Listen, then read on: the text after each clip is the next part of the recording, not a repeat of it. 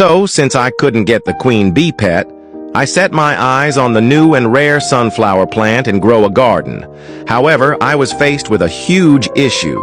None of my beanstalks were pollinated, and so I had nothing to trade to the queen bee for seed packs.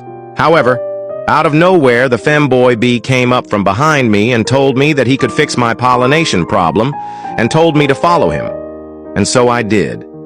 Once again, we ended up at his beautiful garden, and then he took me to his sanctuary.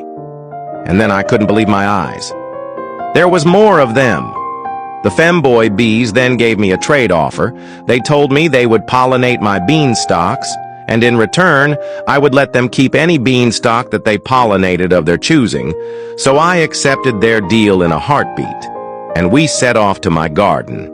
And within seconds, the femboy bees got buzzy and started covering every inch of my beanstalks with their femboy pollen. After a couple of minutes, every beanstalk was pollinated, so then I harvested them and let the femboy bees choose their beanstalks. Using the rest of the harvested beanstalks, I used it to trade with the queen bee for 15 exotic seed packs.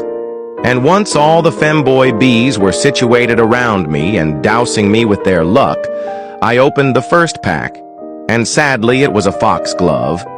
Then I opened the second pack, then the third, then the fourth, and before I knew it, I was down to one singular pack with the best flower I obtained being the pink lily. At this point, our spirits were diminished, so we all took a deep breath. And then I opened the final pack. And just like that, all my packs were gone. And so was my dignity. However, I never let anything go to waste. So with the help of the femboy bees, we grew the few plants we got, and we shared them together. However, the search for the sunflower will continue.